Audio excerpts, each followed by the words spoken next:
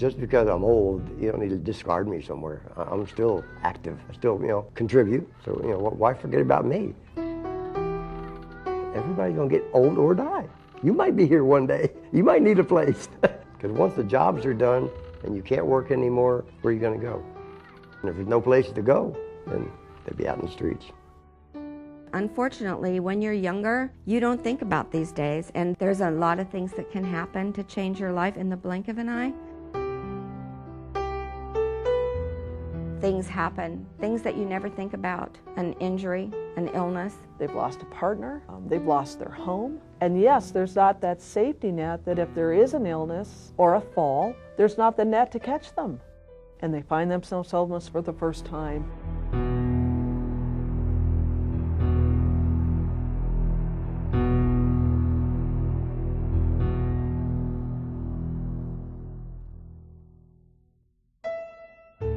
I got injured at the apartment complex where I live, fell down a flight of stairs, and I broke my arm in 5 places and wound up with 22 stitches in my head. So I found myself slipping down fast. I lost my job, then I got evicted from my apartment, and then I started losing things. It was just like somebody pulled the rug out from under me. Hi, Daisy. Hi, what's going on, huh?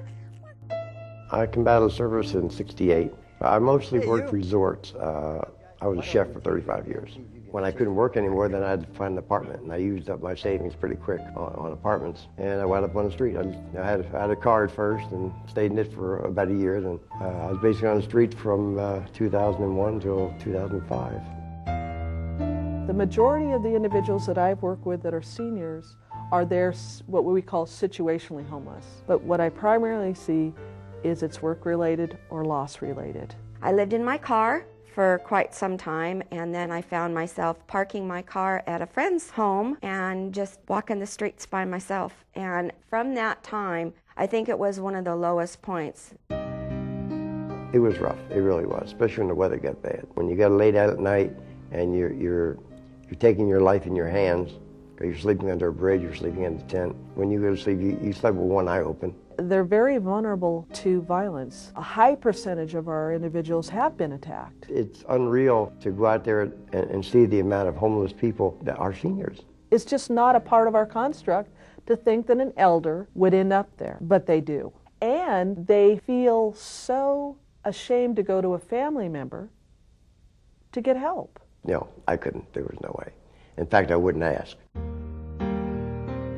I had to get myself out of this situation. They want to work for it, and they want to walk on their own feet towards their future. I never, ever thought that I wouldn't be able to overcome this. I just needed help.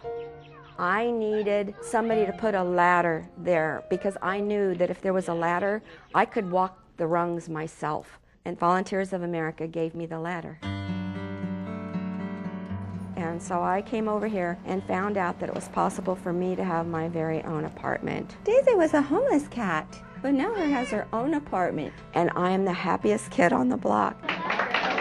And the way that our programs and our agency is really designed is we create a family environment. There's a place. You're valued here. A pretty high percent of the men and women who come here are homeless. They're very grateful because they know how hard they have had to struggle. I was very fortunate to get in here. 5 years ago, David was living on the street, sleeping in a tent in the bushes, existing with a few dollars from the government, Social Security. Most of my income was picking up cans or bottles on the street. Now, this is beautiful here.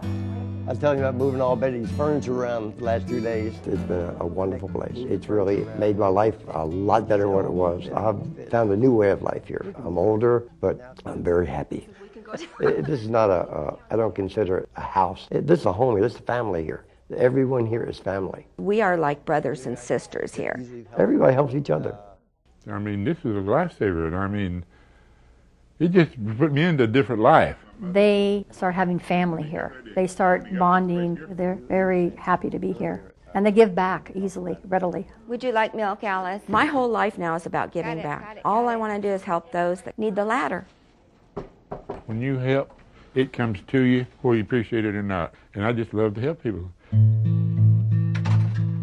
Volunteers of America provide affordable housing to seniors that may not be able to make it on their own anymore. Everything about the world has gone up higher and higher except their check. I know there's no way with their help that I'm going to lose my apartment because I always have my Social Security coming in and I always will be able to afford to pay my rent. Paying even a small amount, it keeps your dignity, keeps your self-esteem because you are taking care of your life. It keeps that independence. This is independent living. We do what we want to do, the way we want to do it. I wish a lot of my friends could be here.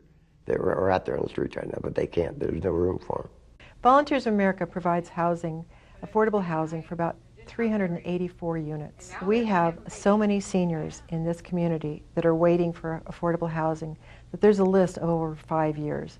That is absolutely unacceptable. People should never, ever have to wait that long. They've done a lot to build our communities in our country, and we owe it to them. And it's our responsibility to take care of our seniors. If I hadn't have found this place, I'd probably been back on the street. In the condition that I was in, I'd probably be dead by now. There's not a doubt in my mind. Manzanita Place really stopped that erosion of their lives and gave them a second chance to have independence, to be able to be creative, and to be able to be above just surviving to really living. That's what Volunteers of America is really about. My life is stronger now, and I got hope. There's future here. I don't think about dying anymore. But now, I'm looking to be 100. It hasn't given me a bed to sleep in or a room to be safe in. It's given me a future, something that I'd only dreamed about before.